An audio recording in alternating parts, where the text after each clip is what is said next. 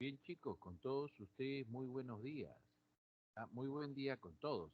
Estefanía, Tore, Teresita, Alejandra, Josué, muy buenos días, muchachos. A ver, hoy día nos toca ver el tema de la informalidad, ¿no? Ese es el tema que nos toca ver hoy día.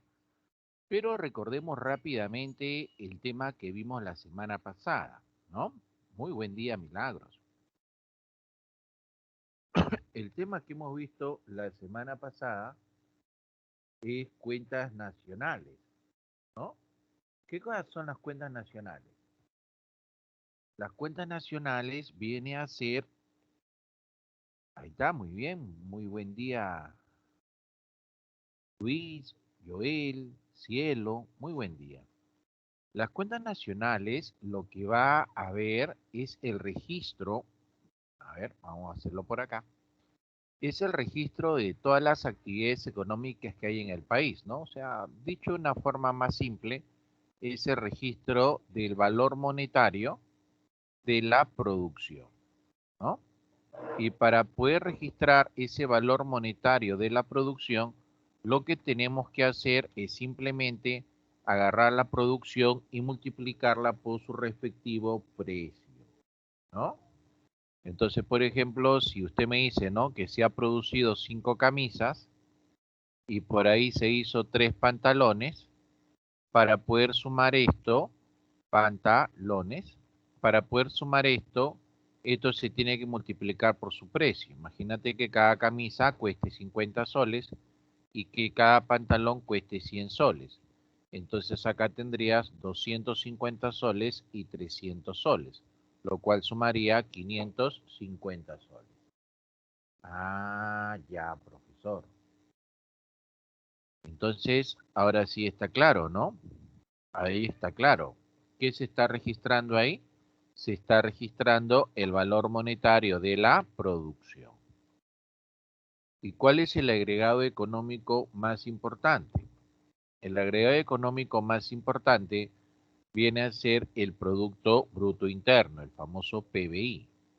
Este Producto Bruto Interno es todo lo que se produce dentro del territorio nacional, ¿verdad? Toda la producción hecha dentro del territorio nacional, a eso se le llama Producto Bruto Interno, que viene a ser la suma del consumo de familia, el gasto de gobierno, las inversiones, las exportaciones menos las importaciones.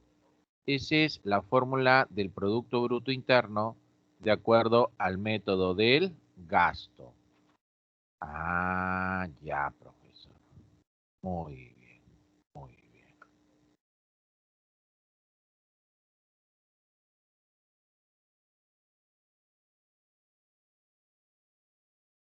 Muy bien. A ver, bien, ahora sí. Entremos al tema de hoy, la informalidad. Y partamos de una pregunta. ¿Esta informalidad será un problema?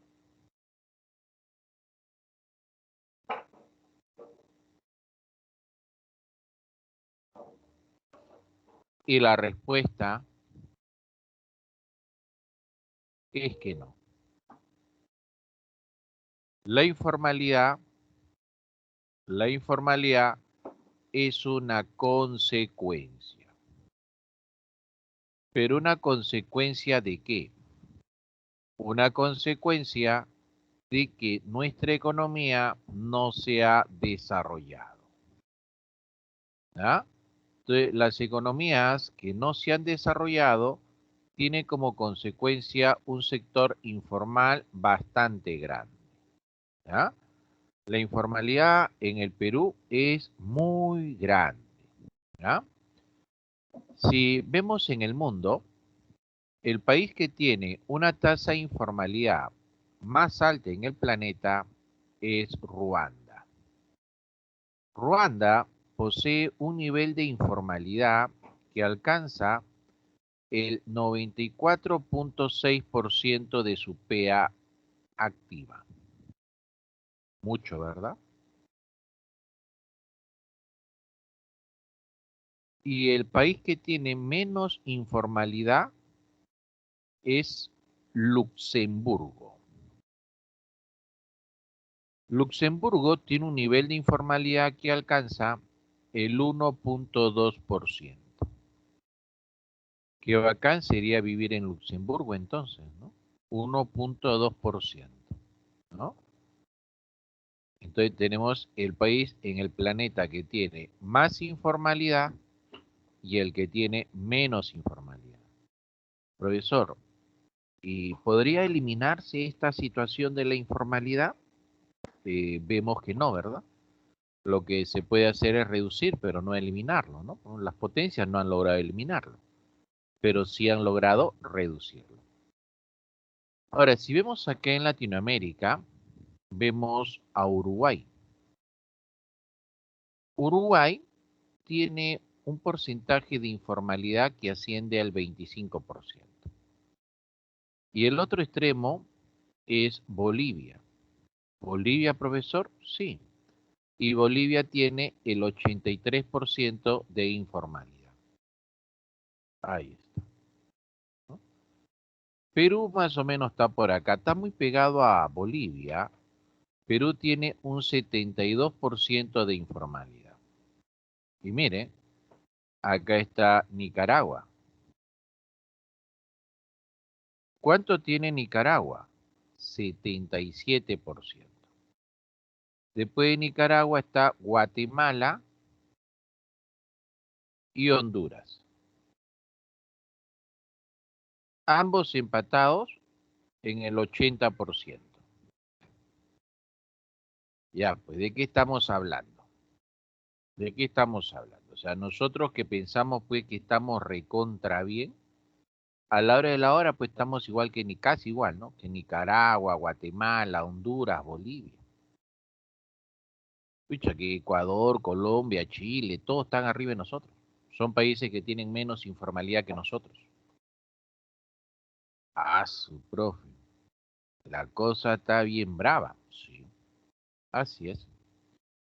Profe, bueno, pues ya acá usted me ha dicho que la informalidad es muy alta, entonces, ¿no? Me ha dicho que la informalidad no es un problema, sino la informalidad es una consecuencia.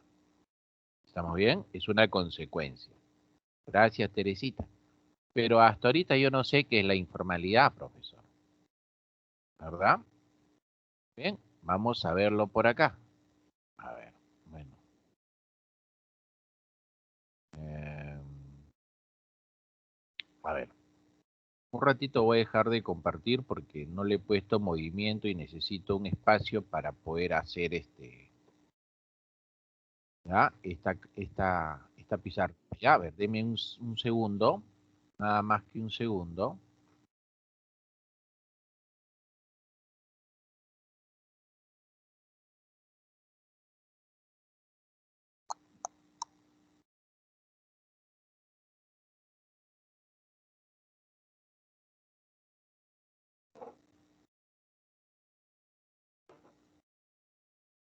A ver, mientras tanto me va escuchando, ¿ya? Voy a arreglar, darle movimiento, pero saco, ahí está.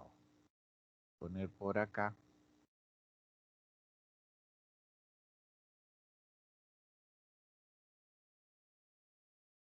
ya está.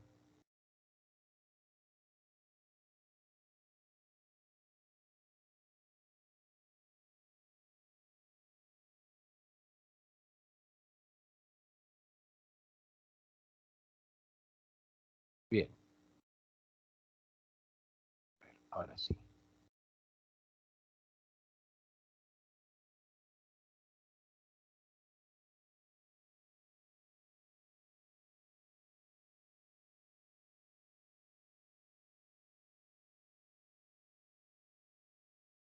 Ya, bien, ahora sí. Ya. Miren, muchachos, a ver, cuando uno visualiza a un país desarrollado, su sector formal es una blonda bastante grande. Eso representa a su sector formal. Pero el sector informal es delgado. O sea, también existe informalidad. Pero en un país no desarrollado, el sector formal es la blonda. Ese es el sector formal. Y el sector informal es más grande. ¿Estamos bien? Ah, entonces podríamos decir que la informalidad es el soporte para las personas que no lograron estar en la formalidad.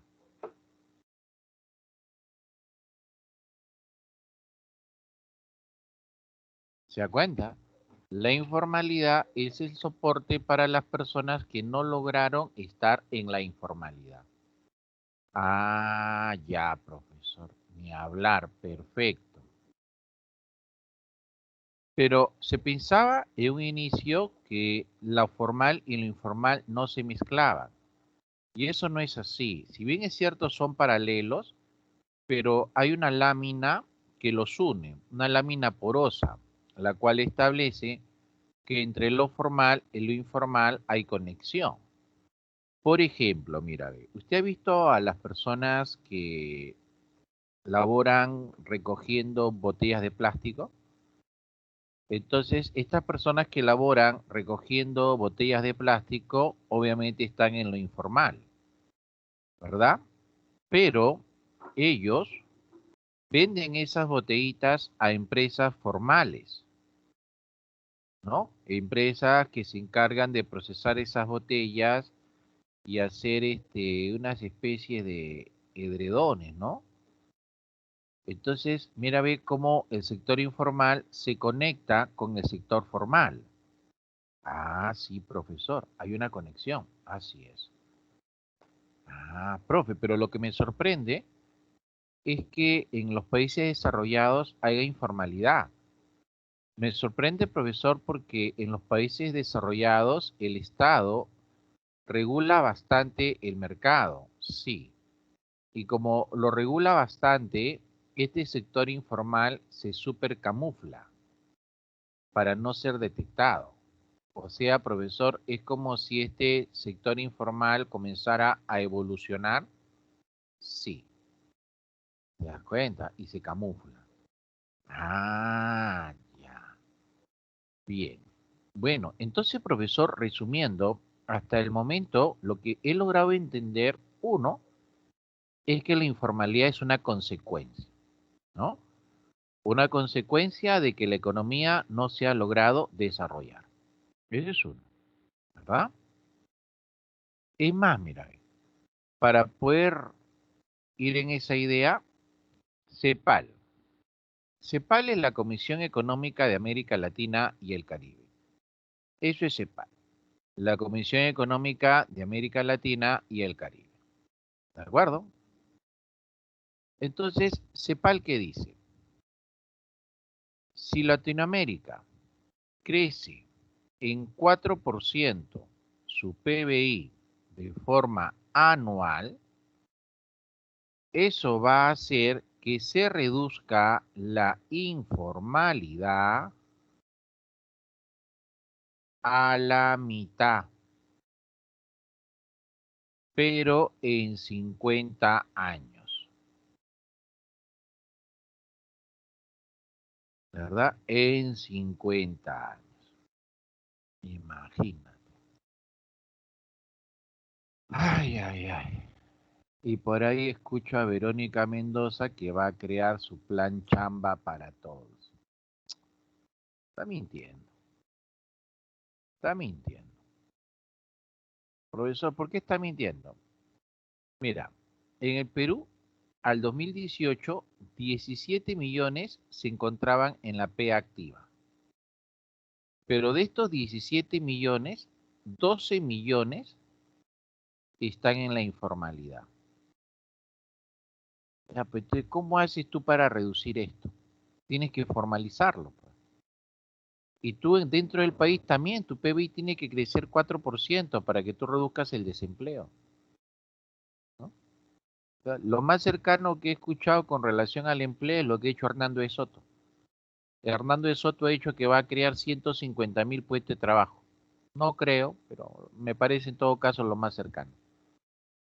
Antes que venga la pandemia, cada año en el Perú salían 400.000 jóvenes a buscar trabajo, pero solo se creaban 130.000 puestos de trabajo. Por lo tanto, ¿cuántos quedaban desempleados? 270.000.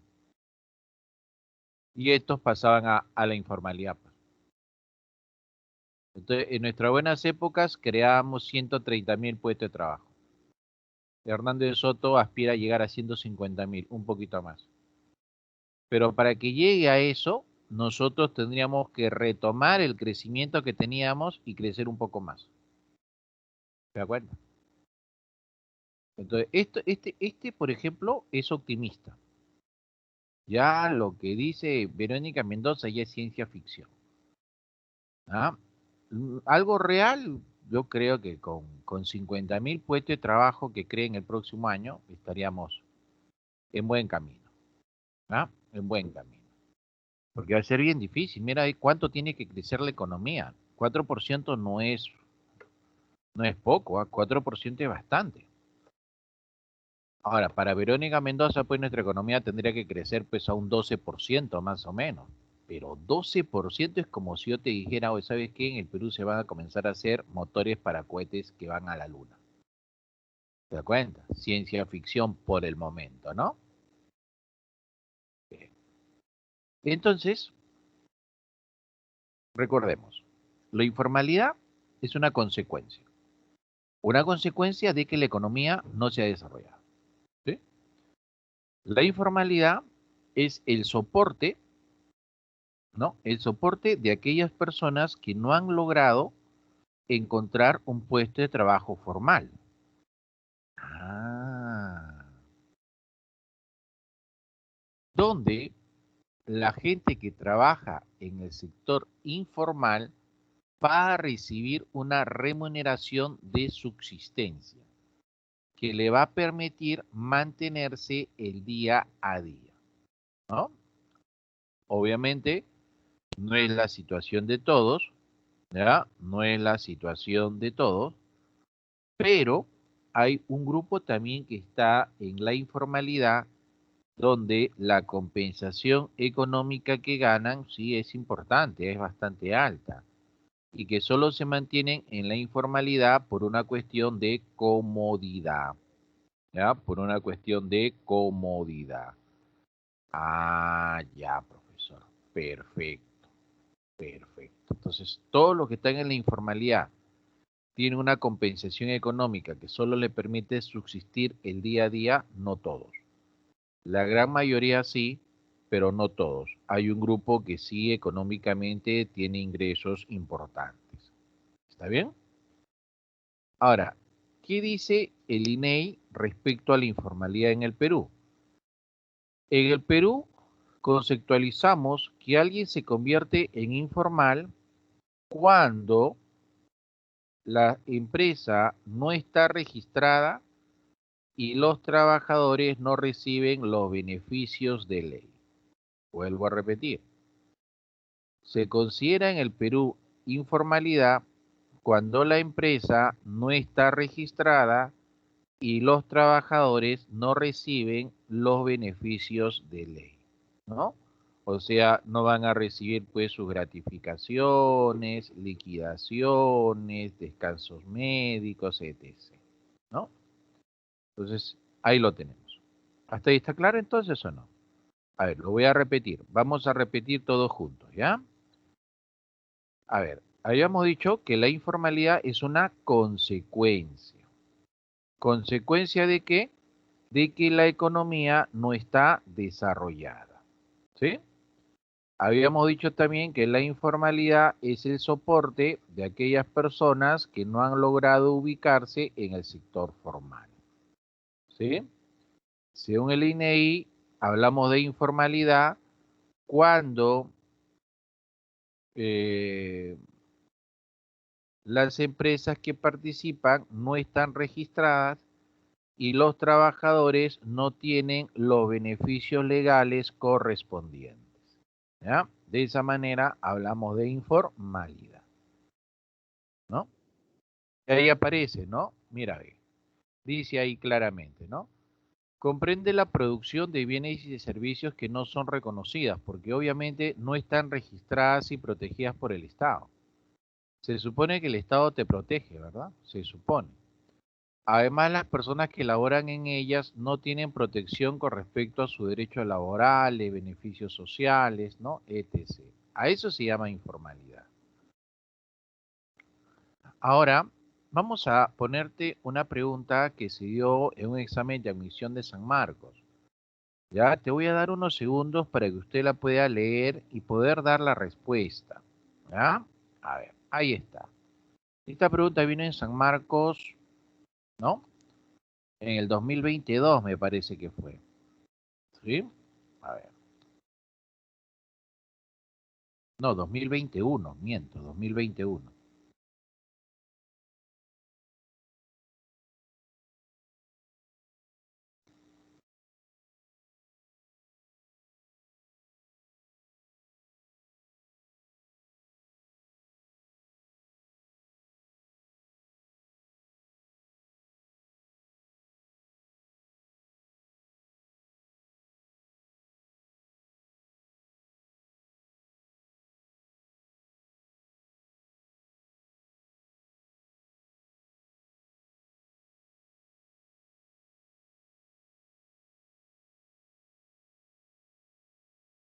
A ver, ahí en el chat ponen su respuesta, cuál consideran que sea.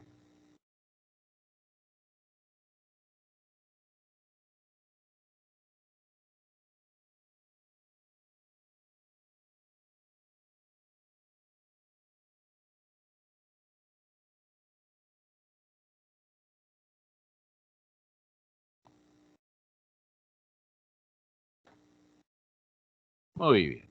A ver, vamos a darle solución, ¿ya? A ver, de forma general, ¿sabes por qué muchos no se formalizan? De forma general, muchos no se formalizan porque sus costos son mayores a los beneficios.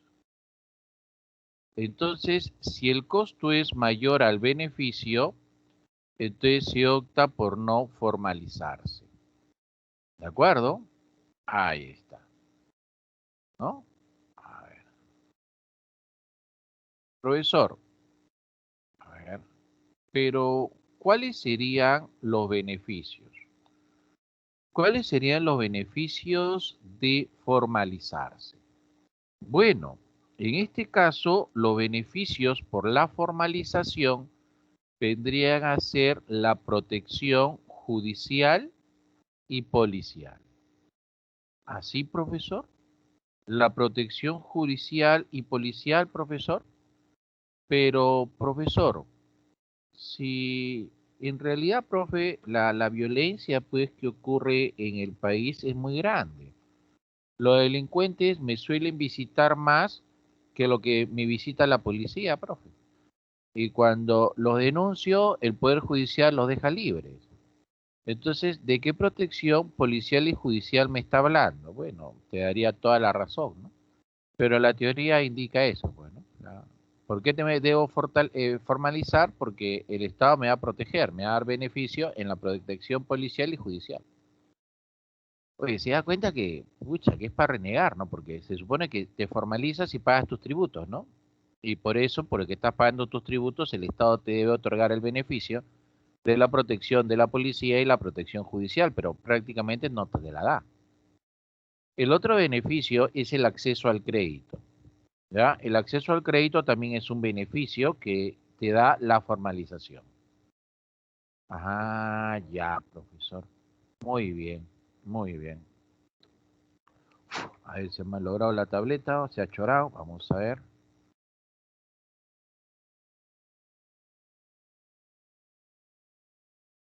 Ahora sí. Entonces, ¿un beneficio cuál es? Un beneficio es la protección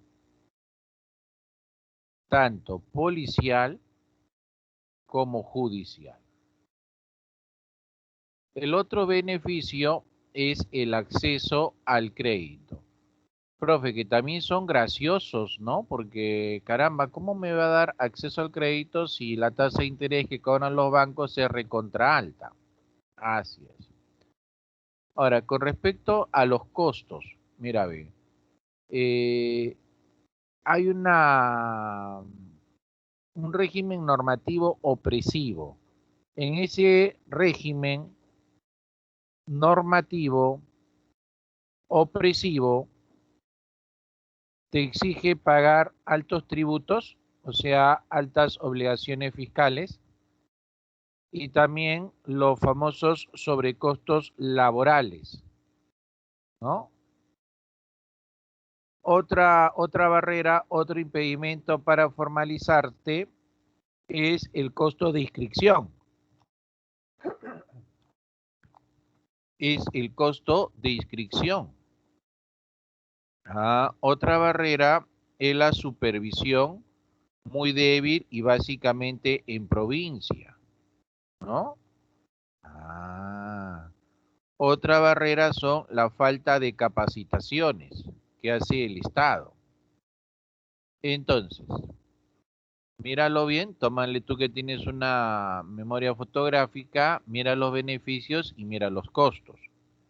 Ahora, voy a la pregunta, mira, a ver, ¿dónde estás? Estás acá. Mira, acá me dice en la pregunta, ¿cuál de los siguientes aspectos económicos incide como un impedimento menor? Un impedimento menor para formalizarse. Los impedimentos van por el lado de los costos, ¿ya? Los impedimentos van por el lado de los costos, no por el lado del beneficio. Entonces, el acceso al crédito es un beneficio, no es un costo, por lo tanto no podría ser un impedimento, así que descartada la B. ¿Te das cuenta? La mano de obra barata tampoco es un impedimento, así que descartada, ¿no? Pero las obligaciones fiscales sí son costos, o por lo tanto son impedimentos.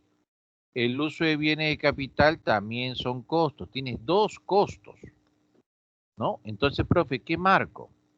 Acá te dice cuál es el impedimento menor, ¿cierto? Profe, si yo me centro acá en el uso de bienes de capital, ¿verdad? Los bienes de capital son las máquinas, ¿verdad? Si yo soy informal, yo tengo que utilizar máquinas. Si yo me formalizo, también tengo que utilizar máquinas, ¿verdad?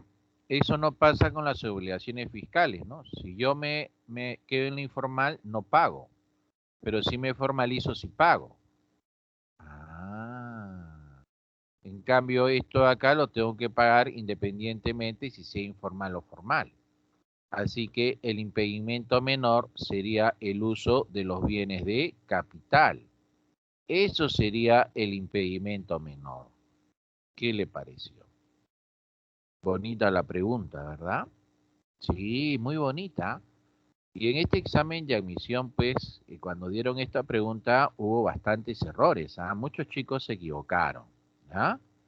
Pero definitivamente, pues, la pregunta fue bastante hermosa, ¿no? Bastante bella. Ah, ya.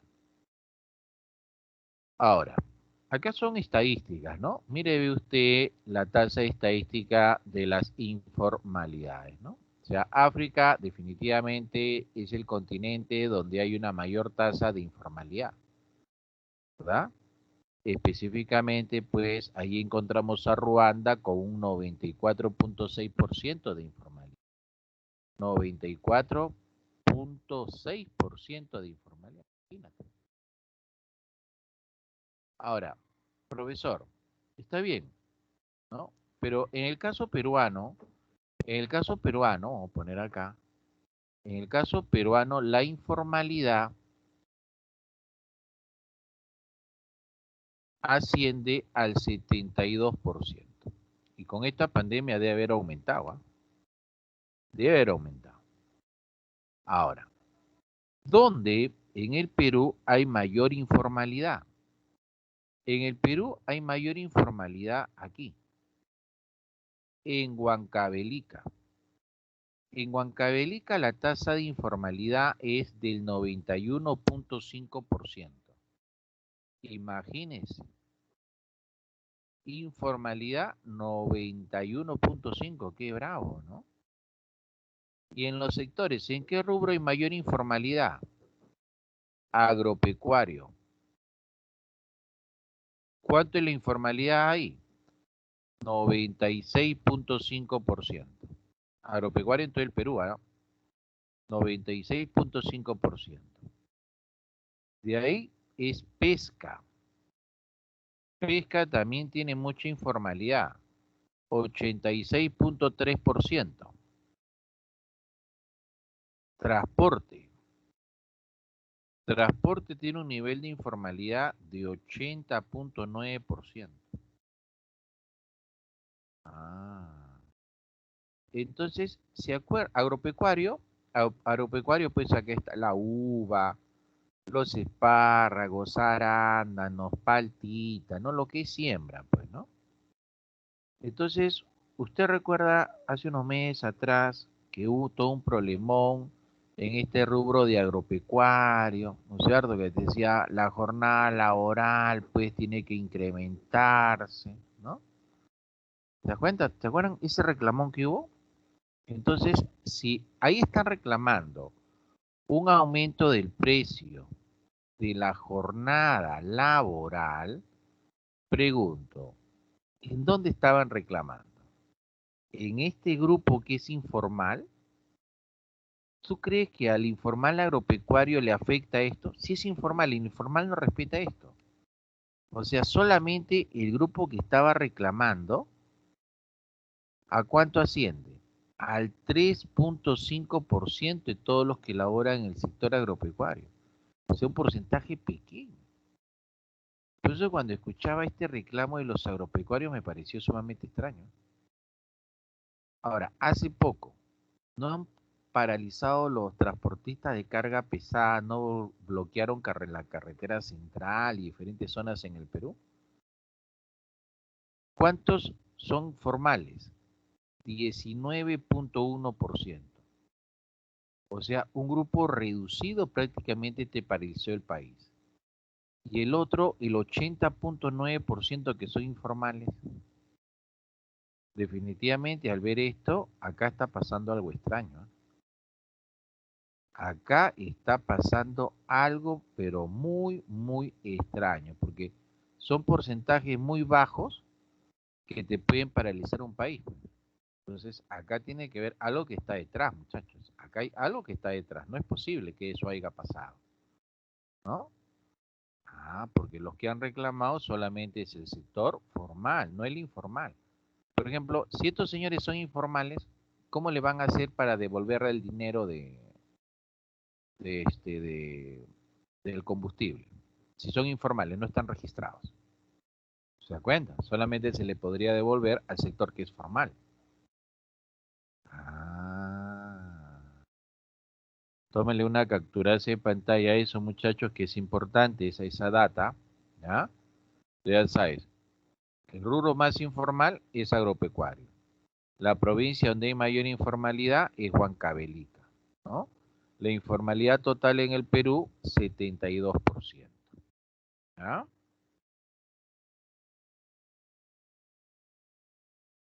Chévere, chicos, ¿ah? Bacán. Gracias, Adriana, Leslie, Teresita, ¿no? Valeria, Juan Jesús, ¿no? Ahí está. Ahora, borramos esta parte.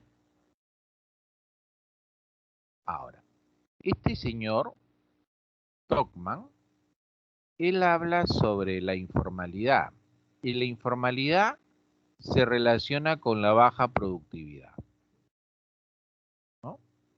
Y es obvio, ¿no? Por ejemplo, en el Perú la informalidad solamente contribuye con el 19% del PBI.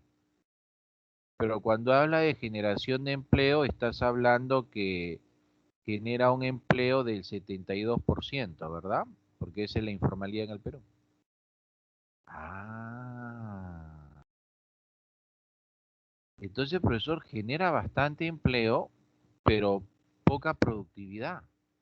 Mucha bulla, pocas nueces, ¿no? Y obviamente es un empleo, pues definitivamente mal remunerado, ¿no? Mal pagado. ¿Te das cuenta? Donde básicamente es de subsistencia. Ah, pues sí, ¿no, profesor? Caramba, qué bárbaro, profe. Profe, ¿y por qué son poco productivos? Poco productivo va por el lado de que tenemos en la educación bastante deficiencia, ¿ya? Muy poca deficiencia, muy gran deficiencia en educación. Entonces, esto tiene que cambiar, ¿no? Tiene que cambiar. Por ejemplo, veía pues en Japón, mira, en Japón,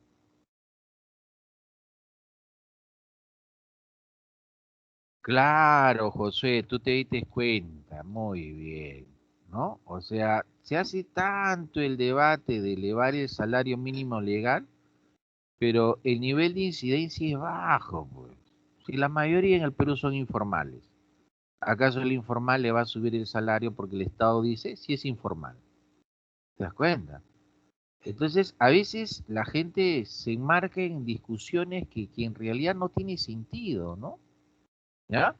Es como si una familia discuta, sí, vamos a poner la cama en el quinto piso, hacemos el baño, compramos esto. Oye, pero si tu casa tiene un piso, ¿qué haces viendo el quinto piso si tu casa solamente tiene uno? ¿Te das cuenta? Ah, claro, no, profesor. O sea, tanto nos echamos por el salario mínimo legal si la informalidad es lo que predomina en el Perú. O sea, la discusión no debe ser el salario mínimo legal. La discusión tiene que ser cómo hacemos para reducir la informalidad. Profe, los votamos, tipo Forsyth, votamos a todos. Esa no es solución. Cuando tú votas al informal, recuperas la calle por unas horas nomás. Pero no elimina la informalidad, porque el señor que es informal necesita dinero, pues se va a otra calle, regresa más tarde y ahí está. O sea, estamos gastando plata por las puras, ¿no? Sí, la informalidad se va a reducir en la medida que el país logre desarrollarse. ¿Ya? Ahí se va a reducir la informalidad. Ah. No, al contrario, si aumentan el salario mínimo legal, la informalidad crece todavía, ¿no? O sea, la salida no va por ahí. A ver, te lo voy a explicar de otra manera. A ver, a espacio. A ver, se lo voy a explicar así, miren. ¿Ustedes han escuchado hablar de la droga? Obvio, ¿verdad? ¿Y se debe combatir la droga? Pues claro, ¿no? Pero el problema es cómo se debe combatir la droga, ¿verdad? Ese es el detalle, ¿no? Entonces, lo que optan los países es combatir la droga de esta manera. Esta es la demanda de droga, ahí están los fumones, ¿no? Los drogadictos. Y ahí está la oferta de droga, ahí están las mafias, ¿verdad? Entonces llega a un cruce de la oferta con la demanda en la cual te muestra que hay un equilibrio, un precio de equilibrio y también por acá hay una cantidad de equilibrio. ¿De acuerdo? Bien. Mira, vamos a imaginar que el precio de la droga, pues, ¿cuánto que sea 10, ¿verdad? Valores chiquitos, ¿ya? Y que la cantidad de droga sea, digamos, de comprar sea de 50. Ya está. Entonces, ¿cuánto sería su beneficio? 10 por 50 el ingreso sería de 500, ¿verdad? Muy bien. Ahora, el Estado opta por combatir la droga con militares, policías, ¿no? Trata de destruir plantillas, etc. de pistas de aterrizaje, ¿no? Y eso hace que la oferta de droga se reduzca, pues. Y obviamente lo celebramos, ¿no? Pero se genera un nuevo equilibrio, ¿no? y la cantidad comprada de droga se reduce a 45, pero el precio de la droga sube a 20. ¿Te das cuenta? Entonces, ¿cuánto será ahora el nuevo ingreso? Usted multiplica 20 por 45, es el doble, ¿no? Sería 900. ¿Y cuánto era su ingreso anterior? Era 50 por 10, 500. ¿Qué? Profe, acá está pasando algo raro, porque nosotros hemos combatido la droga, hay menos droga, pero a los cárteles que mueven la droga, eso le ha generado un incremento de sus beneficios. Van a tener más ingresos. O sea que al final estamos favoreciendo a aquellos que comercian con la droga, porque estamos haciendo que sus ingresos sean más altos. Profe, estamos equivocados, profesor. Así es, pues. Estamos equivocados. O sea, si bien es cierto hay que combatirla, pero el combatir la droga no va por ese lado. Mira, ve, acá te vas a quedar sumamente sorprendido, ¿ah? Y esto te lo enseñan cuando eres cachimbito nomás. En el primer año nomás te enseñan cómo se hace para combatir la droga. Acá tienes el equilibrio. Ahí está el precio de la droga, que en este caso pusimos 10. Y ahí está la cantidad de droga, que era 50, ¿verdad? Entonces, el Estado, en vez de destinar dinero a combatir la oferta, debe destinar dinero a combatir la demanda, debe mejorar el nivel de educación, debe ayudar a las familias a que tengan un nivel más sólido de unión, ¿verdad? Para que de esa manera el chico esté más reforzado, más fuerte y efectivamente a la droga le diga no, ¿no? Entonces la demanda de droga se reduciría. Al reducirse la demanda de droga, ¿verdad? Llegas a un nuevo equilibrio, con un precio mucho más bajo y una cantidad mucho más baja, ¿no? 20 a un precio, digamos, de 5. Entonces, ¿cuánto va a ser el ingreso? 20 por 5 sale 100, ¿no? Mira, ve.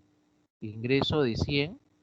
Y en los anteriores casos, ¿cuánto era el ingreso, recuerdas? 500 y el otro era de 900, ¿sí o no? Entonces, con esa reducción de los ingresos, no le es rentable, pues. Y no le es rentable, entonces van a dejar de ese negocio. ¿Se da cuenta?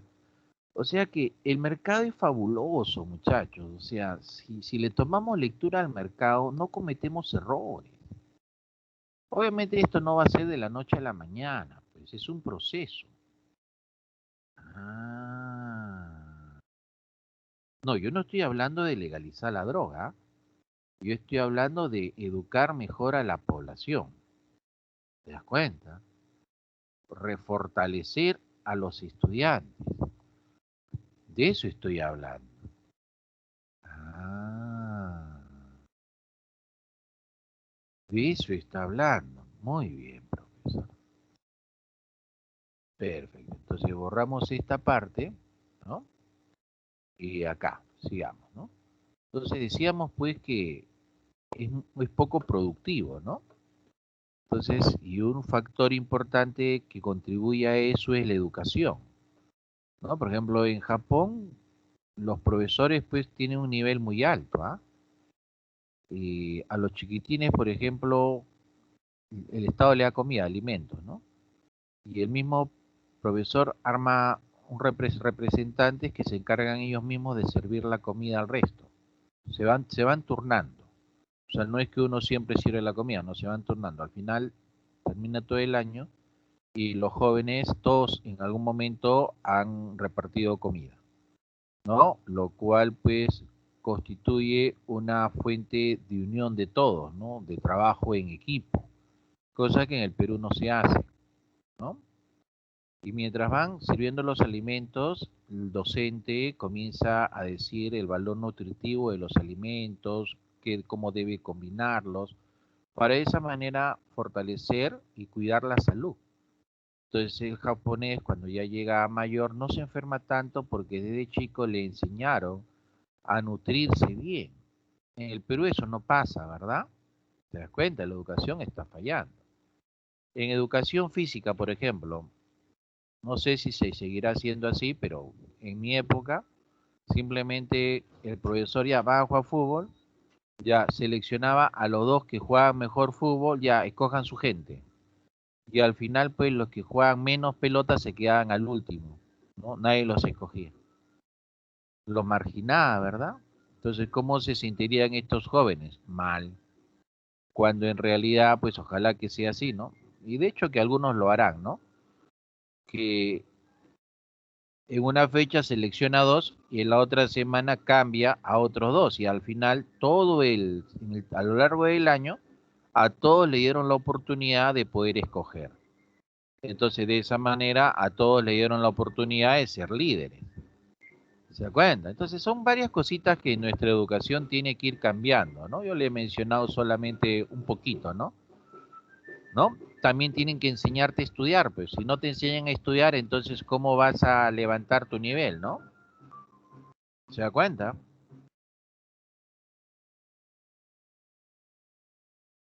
Ahora, este señor sí lo recuerdas, ¿verdad?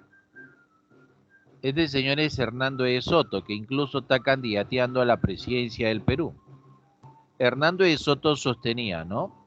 La informalidad es la respuesta del pueblo ante la ineficiencia del Estado de generar suficientes puestos de trabajo formales, ¿no? Entonces tiene obviamente bastante razón, ¿no? Porque si el sector formal no nos acoge, entonces no nos vamos a quedar con los brazos cruzados y al final diremos, peyape, comeremos aire rayado. Así no funciona. Entonces, si no hay dinero, si no hay este sector formal que nos acoja, entonces nosotros mismos generamos nuestro autoempleo y comenzamos a incursionar en el sector informal. Ah, eso pasa. Entonces, el Estado debe tener la capacidad de poder generar más puestos de trabajo, ¿no? Para evitar que la informalidad crezca. Así es. Mira, entonces gana. De verdad, cuando la primera vez que vi esta foto de aquí, yo pensé que era el Perú. ¿Sabes dónde pensaba que era? Yo pensé que era en la zona de San Juan de Miraflores, la zona llamada Ciudad, donde está el tren eléctrico y hay un tragamoneda llamada La Tropicana. Yo pensaba que era la espalda de La Tropicana, pero al ver esa situación, ver bien, dije, no, esto no es. Y me di cuenta que era Ghana. Es ahí donde se comienza a estudiar la informalidad. Ah, o sea que la informalidad no es un fenómeno exclusivo del Perú. La informalidad, muchachos, es un fenómeno que se da en todo el planeta. En algunos en mayor, otras en menor medida, pero se da, ¿no? Entonces debemos buscar, pues, en todo caso, que la informalidad se dé en menor medida. Pero para que esa informalidad se dé en menor medida, lo que debe pasar es que nuestra economía se debe desarrollar. ¿Ya? Ahora, acá usted, por ejemplo, tiene actividades informales, que estas imágenes pues son obvias, que son básicamente actividades de subsistencia, ¿no? Actividades que les permite vivir el día a día. Pero no siempre es así, ¿no? O sea, no todos los que están en la informalidad solo tienen ingresos para vivir el día a día. Hay un grupo, no se sabe cuánto es, pero sí se sabe que existe un grupo donde la informalidad les permite pues lograr ingresos altos, ¿no? Y que se mantienen en la informalidad para evitar pagar tributos. Ah, ya. ¿No? Ahí tenemos pues en la pizarrita lo que es la economía ilegal y la informal, ¿no? Lo ilegal es aquello que está prohibido, ¿ya? Lo ilegal es aquello que está prohibido, como por ejemplo la droga, la trata de personas, el tráfico de órganos humanos, esos son actividades ilegales. El producto que se negocia ahí está prohibido, el Estado lo combate. ¿Ya, profesor? ¿Se le pone tributos a esas actividades ilegales? Obviamente no. No se le pone tributos porque si el Estado cometiera el error de ponerle tributos, lo estaría legalizando, ¿verdad? Y eso sería pues una aberración, ¿no? Entonces las actividades ilegales no tienen tributo porque sencillamente el Estado los combate. Entonces suelen preguntarte, ¿no?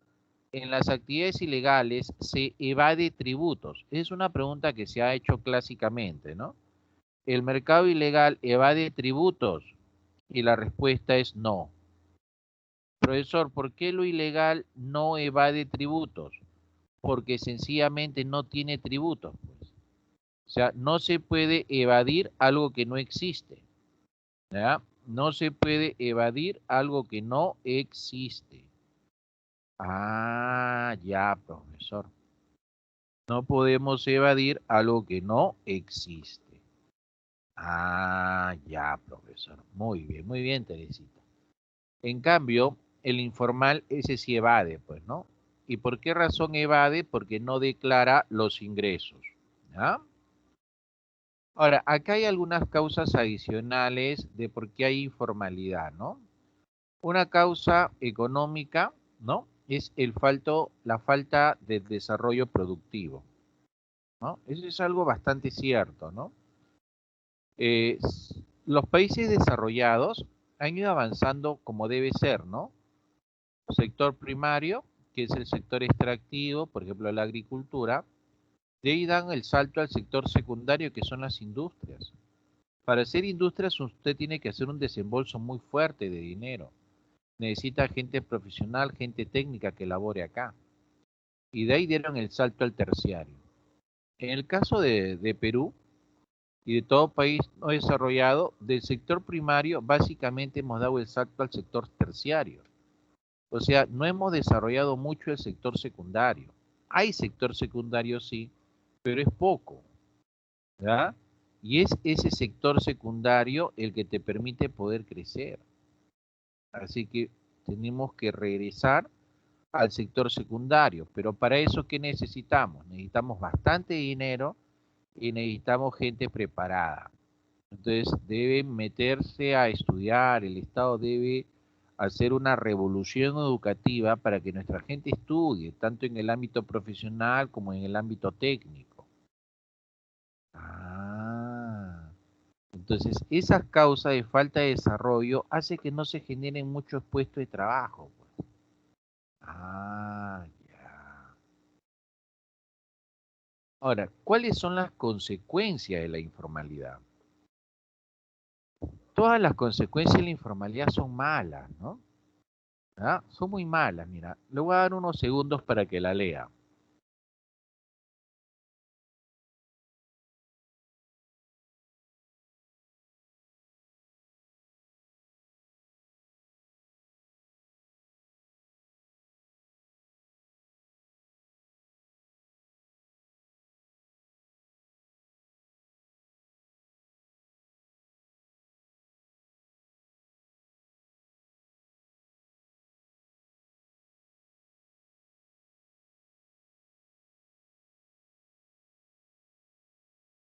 O sea, se da cuenta que todas las consecuencias que trae son malas, ¿verdad?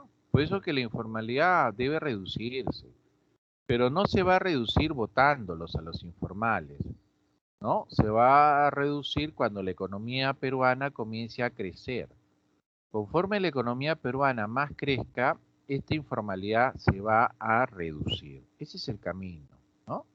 Porque obviamente no me dirán que están de acuerdo que hagamos actividades con bajo valor agregado, baja productividad, malas condiciones laborales, ¿no? Por ejemplo, 12 millones de peruanos no reciben gratificación, no tienen vacaciones, no tienen seguros, ¿no? No aportan a la AFP o NP. Entonces, ¿qué va a pasar con estas personas cuando se enfermen? Es más, no hay que ir muy lejos. ¿Qué pasa ahorita? ¿Qué pasa ahorita? El que está en el sector informal y por ahí se enfermó de COVID, no tiene seguro de salud, ¿verdad? Va a tener que ir a los hospitales del MINSA. Y en los hospitales del MINSA, pues está sobresaturado, ¿no? Estas personas mismas tienen que comprar su balón de oxígeno, su propia medicina, o sea, es un verdadero dolor de cabeza. Ah, ahora, profesor, ¿cuáles son los beneficios de formalizarse? ¿Por qué tendría que darme? Bueno, hay diferentes beneficios, ¿no? Pero te comentaba los beneficios básicos que era la protección judicial y policial y el acceso al crédito, ¿no? Y cuando escuchabas esos beneficios, pues te comenzabas a reír, ¿no? Entonces es ahí pues donde el Estado también tiene que ponerse las pilas, pues, ¿no? Por ejemplo, al Estado se le está pagando, el Estado se le paga, y la respuesta es sí, al Estado sí se les paga, y se les paga con los tributos. Entonces, si al Estado se le está pagando, muchachos, se está recibiendo prácticamente un salario que para ellos venido de hacer su tributo, entonces tiene que hacer bien sus trabajos, pues. Entonces, todos nosotros que pagamos tributo, tenemos el derecho a exigirle al Estado que haga bien sus funciones, porque se le está pagando, no está siendo gratis. Estamos pagando tributos.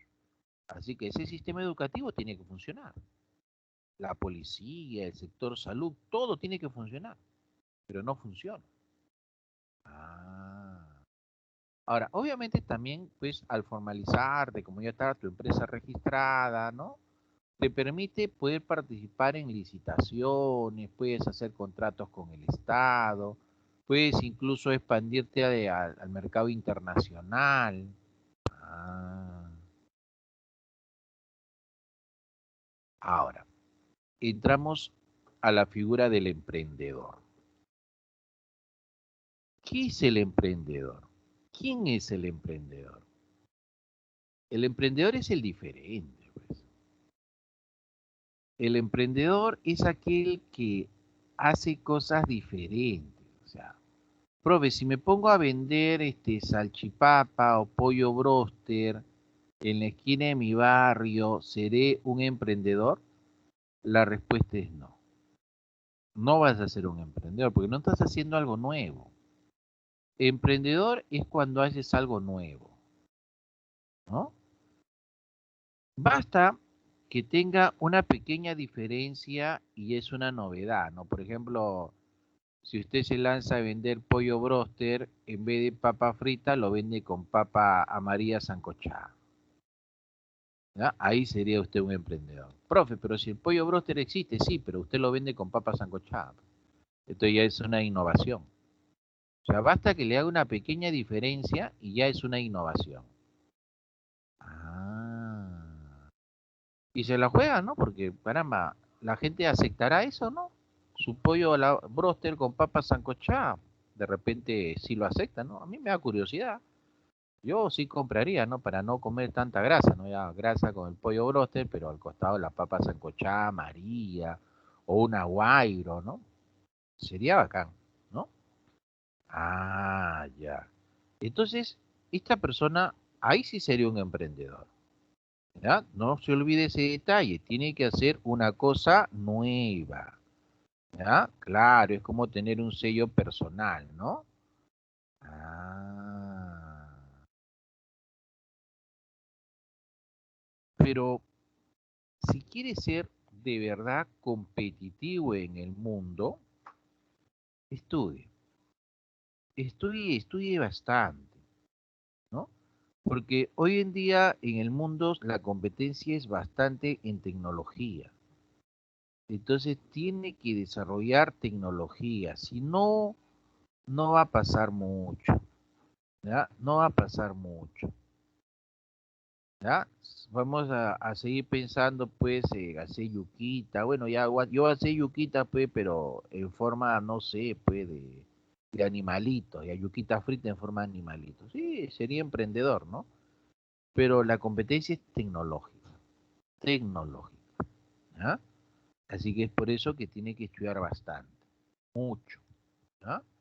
Ahora, el emprendedor, pues, asume riesgos, ¿ya? Porque como está entrando a un mercado que es nuevo, lo más probable es que en este mercado que sea nuevo, quiebre,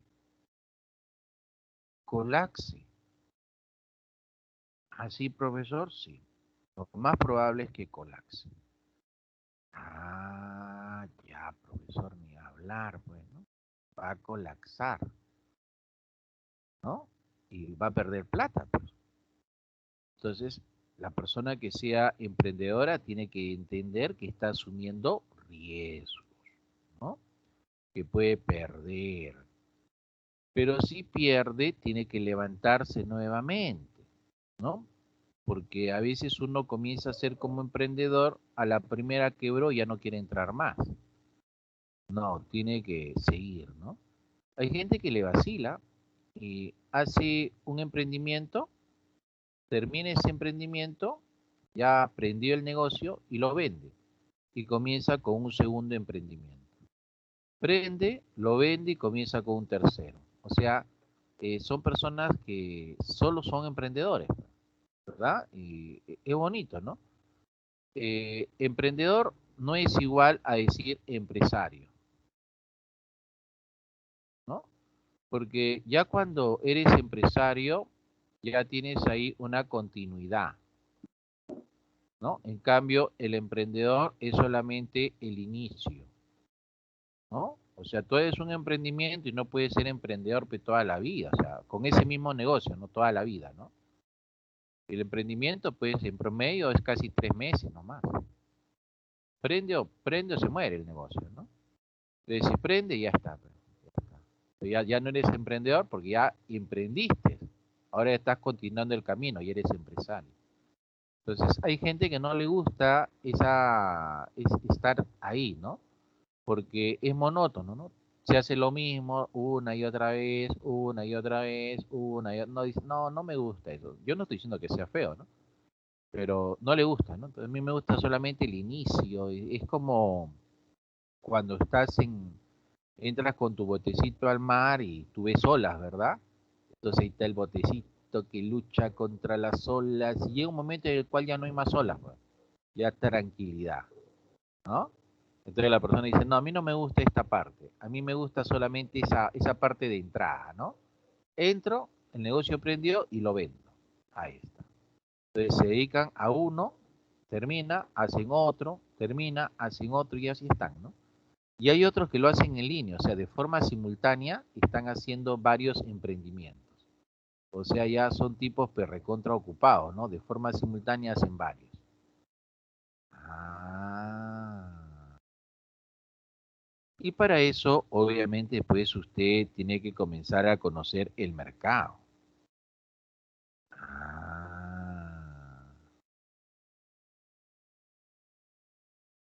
Ahora, el emprendedor pues tiene que tener creatividad, tiene que tener iniciativa, ¿no? O sea, usted, por ejemplo, observe cómo la gente satisface sus necesidades en cualquier actividad. Observe, sea observador y pregúntese, ¿y si lo hace de otra manera? O sea, satisface su necesidad, pero lo hace de otra manera, ¿no? Entonces ahí está el emprendedor, pues. Por eso que usted tiene que ser recontra observador. Comenzar a ver cómo la gente está satisfaciendo su necesidad, pero preguntarse, ¿y qué pasa si lo hace de otra manera? Ah, por ejemplo, antes de que los 80, la gente iba al mercado, ¿verdad? Como siempre, ¿no? Y cargaba su bolsita hasta su casa. Con el paquete del mercado, pues regresaba a casa, ¿no? Bastante complicado, pesado, ¿no? Entonces, primero surgieron unas personas que pues, ponían su triciclo, ¿no? Triciclo, y le acondicionaban un asiento, una pequeña banquita con su toldo, ¿no?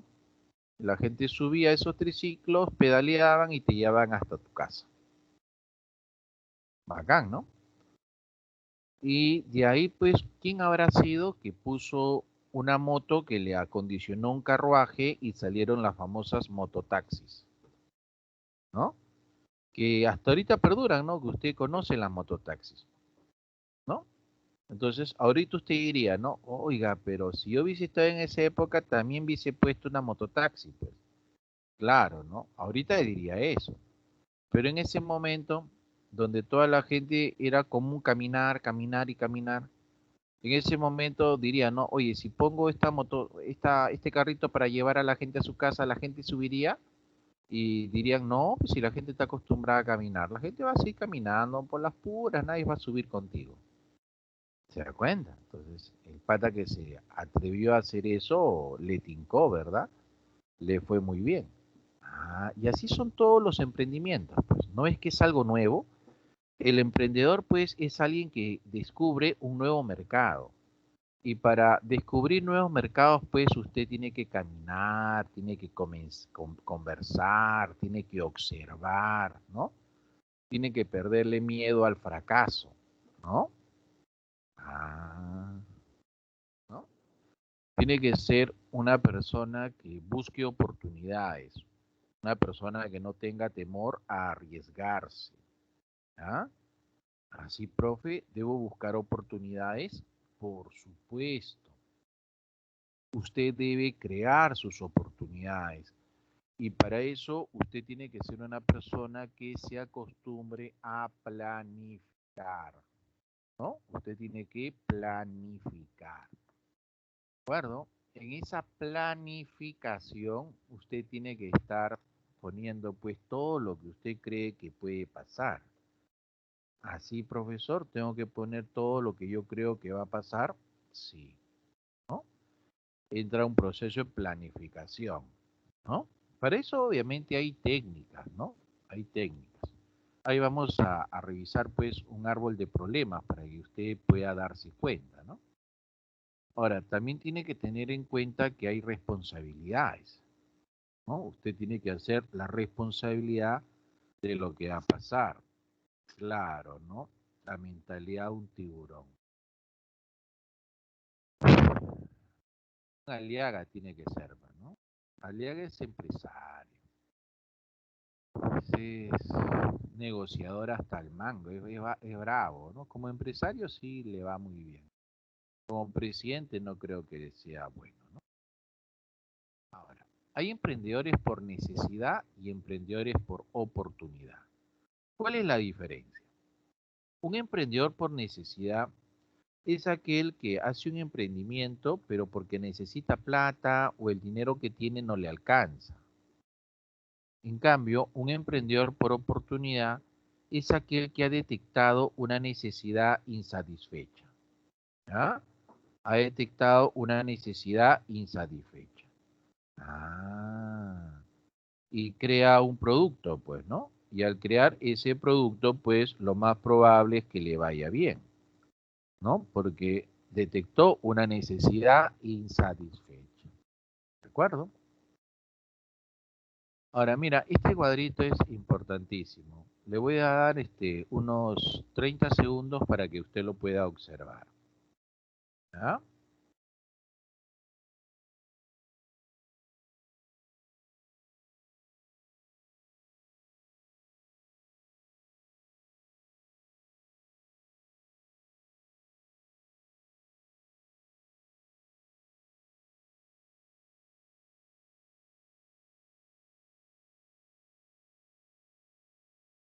¿Dónde está la mayor cantidad de emprendedores?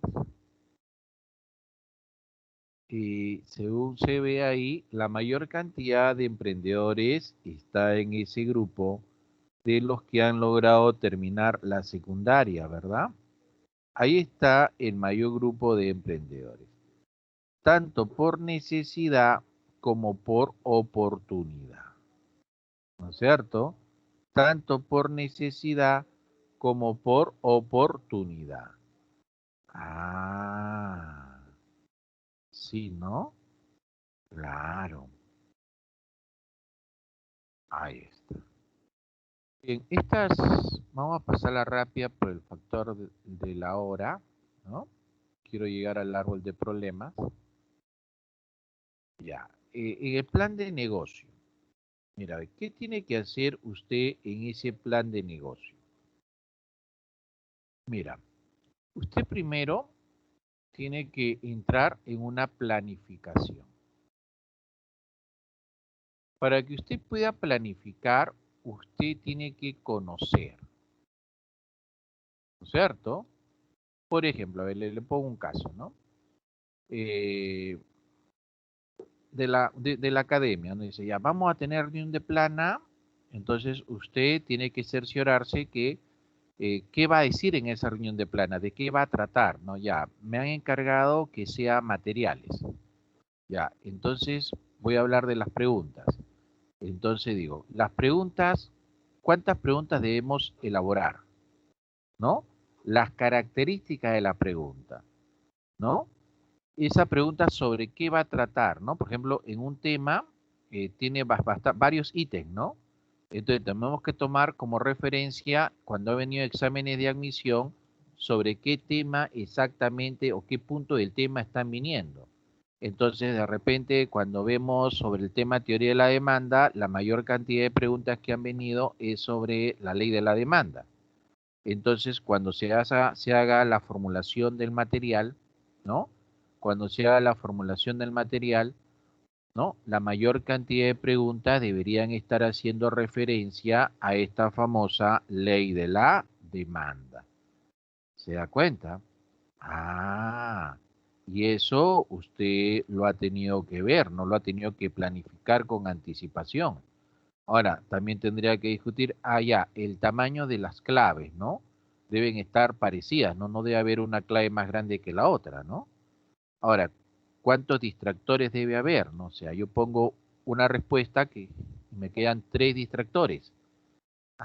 O pongo solamente 2 distractores y las otras claves pongo cualquier cosa, ¿no es cierto? Entonces, todo eso tiene que usted planificar. ¿Cuánto tiempo le tiene que demandar la solución de cada pregunta? O sea, en la planificación a lo que voy es que usted tiene que observar todo ese proceso, pero al detalle. Todo ese proceso al detalle. No puede dejar nada desapercibido. En eso consiste el plan, detallar, desglosar todas las actividades que usted tiene que hacer. Obviamente eso va a involucrar eso, ¿no? Un involucramiento de su persona hacia lo que está haciendo. ¿De acuerdo? Bien. Ahora, el ciclo de vida del producto lo vemos acá en esta gráfica. Mira, ve. Los productos pues tienen una etapa de introducción, ¿no? Crecimiento, madurez y declive, ¿no? Profesor, ¿y por qué Coca-Cola no decliva? Lo que pasa con Coca-Cola es que Coca-Cola se reinventa, ¿no? Coca-Cola se reinventa. Es por eso que Coca-Cola todavía sigue perdurando en el tiempo, ¿no? Es como volver a nacer, ¿ah? Ahora, en el árbol de problemas, necesito un espacio, creo que no he hecho un espacio. A ver, vamos a ponerlo porque ya la hora nos está absorbiendo. A ver, acá. Bien. Miren, muchachos. En un árbol de problemas, el problema central lo pone aquí en el núcleo. Acá pone el problema central. Arriba, usted va a poner las consecuencias de ese problema. Y abajo, usted va a poner las causas. ¿Está bien? Es como si fuera un árbol. Ahí está. Este tronco es ese problema central. ¿Ah? Y las ramas que van a salir por ahí, ¿no? Que van a ser el sostén de todas esas hojas, esas son las consecuencias. Y las raíces que el árbol tiene, esas van a ser las causas. ¿Está bien? Pero, ¿cómo construyo eso? Mira, a ver, vamos a construirlo. ¿Cómo hacemos eso? Usted lo va a hacer de esta manera. Profesor, ¿por qué un alumno está sacando bajas notas? ¿No? El alumno no está yendo bien en la academia. Muy bien. Lo que hacemos primero es una lluvia de ideas. ¿Ya? Decimos, no esté estudiando, no estudie, ¿no? Eh, tiene que cuidar a sus hermanos, ¿no? eh, tiene que trabajar, ¿cierto? Eh, ¿Qué otra cosa más se te ocurre? Profesor, para viendo televisión cuando está o está escuchando música, ¿no? A su madre, lo presiona mucho, ¿no? De repente hay problemas entre sus padres, ¿te das cuenta? Y así, podemos seguir continuando, ¿no? Entonces, lo que usted va a hacer ahora en esa lluvia de ideas es tratar de enlazarlo. ¿Estamos bien? A ver, entonces por acá decimos, este muchacho trabaja. O sea, vamos a partir de eso, trabaja, ¿no? Pero también cuida a sus hermanos menores. Ya está. También mira televisión, escucha música, ¿cierto? Ah, y eso hace que le quede poco tiempo para estudiar. Ah, y si estudia poco, arriba iría, pues saca bajas notas. ¿Te das cuenta? Saca bajas notas. Encima, sus padres y su madre los presiona, ¿no?